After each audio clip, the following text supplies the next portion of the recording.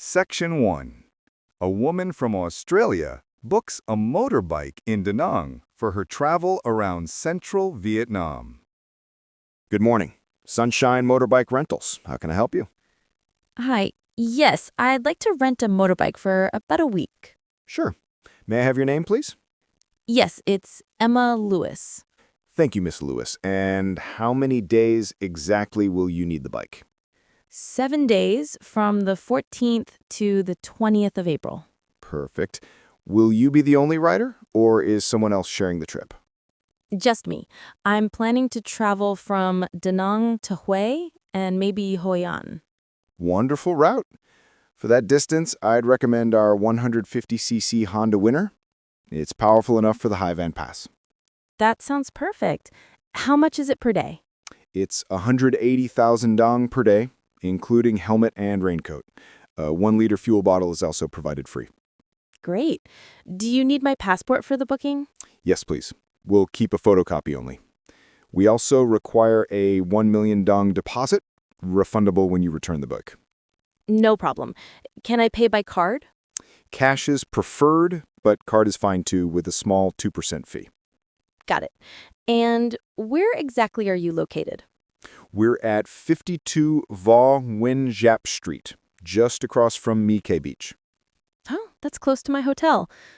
Perfect. Could you send me a confirmation email? Sure. May I have your address? It's emma.lewis88@gmail.com. Great. You'll receive the booking details within an hour.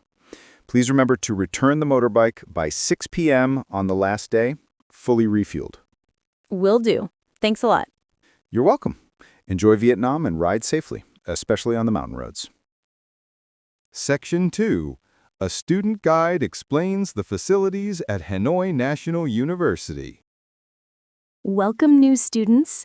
My name is Thao, and I'll walk you through the key facilities of Hanoi National University. First, the main library is our pride. It opens from 8 a.m. to 10 p.m. daily and has both group and silent study rooms. You'll find hundreds of computers on the first floor and a quiet reading zone on the top floor. Next is the Learning Support Center, located beside the library. Here you can get free tutoring in math, English, and academic writing. Tutors are senior students trained to help new learners. The sports complex is just behind Building D. It has a football field, basketball court, gym, and even an indoor climbing wall. Many students join the Fit in 30 challenge there every semester. Now let's talk about food. The campus cafeteria, opposite the dormitory gate, serves both Vietnamese and international dishes. Pho, spaghetti, bún chả, and even vegetarian buffet on Fridays. Prices are affordable, about 30,000 to 45,000 dong per meal. For accommodation, the student dormitories have 12 buildings. Each room houses 4 students with air conditioning and Wi-Fi. Laundry and mini-marts are on the ground floor. If you prefer private housing, check the notice board near the Student Affairs Office, where landlords post available rooms weekly.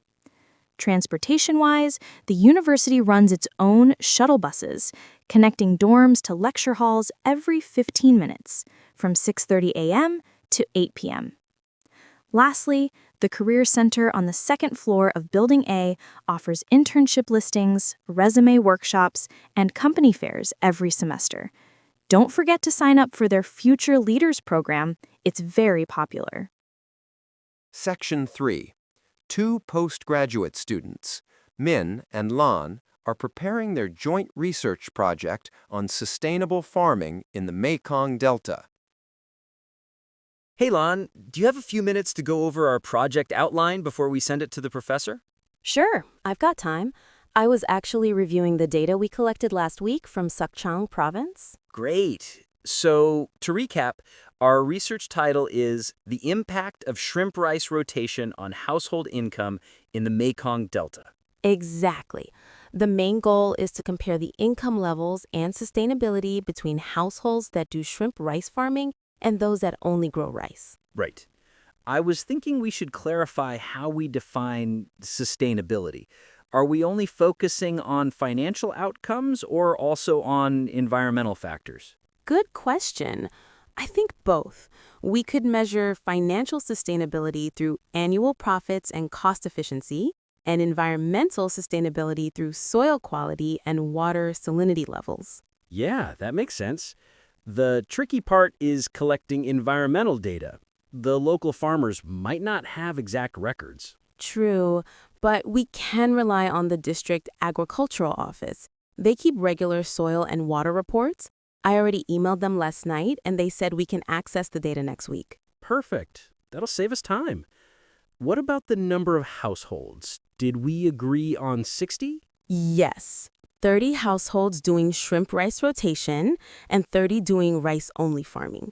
I think that's enough for comparison. I agree. But remember, some of them were reluctant to share income information. Yeah, I noticed that too. Maybe we should offer a small token of appreciation, like notebooks or farming calendars. It's common practice in field research here. Good idea. I'll add that to our budget plan. Speaking of budget, have you calculated the transport costs yet? Not yet. The field trip to Kamau will be expensive, especially during the rainy season.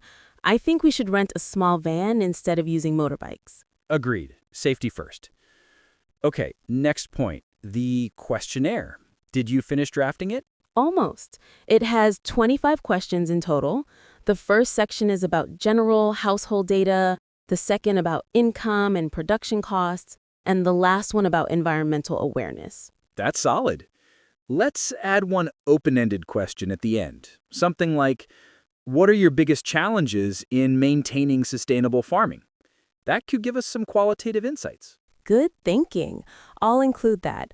Also, we need to translate the questionnaire into Vietnamese. Otherwise, the farmers might misunderstand some economic terms. Definitely. I can help with that. I'll double-check the translation with my cousin in Tra Vinh.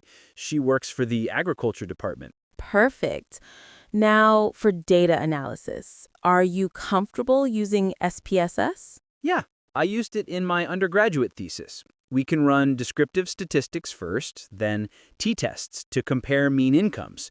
Maybe a regression model later if time allows. Sounds good. I'll handle the literature review and the discussion section. I found several journal articles about integrated aquaculture in Southeast Asia that could strengthen our argument. Nice. Make sure to include at least one Vietnamese source, maybe from Tạp chí Khoa học Nông nghiệp Vietnam, so our reference list looks balanced. I already have one. Oh, and what about visuals? Should we include maps or photos from the field? Definitely. The map showing the shrimp rice zones in Sok Chang and Bạc Liêu would be great. We can use QGIS to plot it. Perfect. I'll take care of that part. So, the timeline. We'll finish data collection by Friday, analysis next week, and the draft report by next Friday, right? Yes.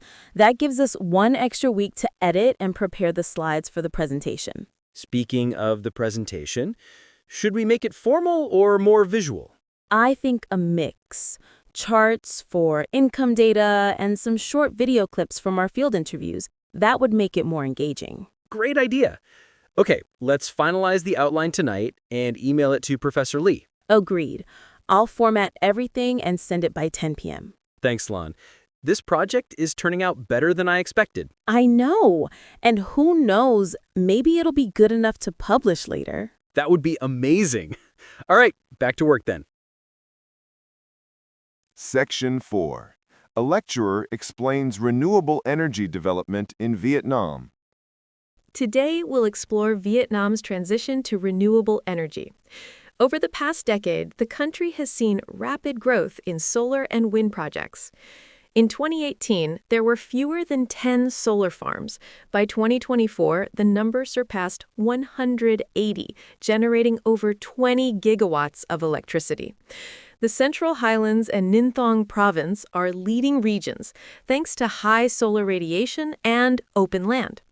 The government's Green Growth Strategy 2030 aims to raise renewable energy to 32% of total power generation. However, challenges remain. limited transmission capacity, high initial investment, and inconsistent weather. In response, the government offers feed-in tariffs, guaranteed prices to encourage investors. For example, solar producers receive about 8.38 US cents per kilowatt hour. Foreign investment, especially from Japan and Denmark, plays a major role. Denmark, for instance, supports offshore wind projects in Bingtuan. Social acceptance is also crucial. Public awareness campaigns in schools and media help local communities understand the benefits of renewable power. In the long term, Vietnam aims for carbon neutrality by 2050, focusing on hybrid solutions, combining solar, wind, and hydropower. The transition also creates jobs: engineers, technicians, and maintenance workers. Training programs are now offered at universities like the Hanoi University of Science and Technology and Ho Chi Minh City University of Technology. Ultimately, Vietnam's energy future depends on balancing economic growth with environmental protection. Thank you for listening. Download questions and answers in the comment below.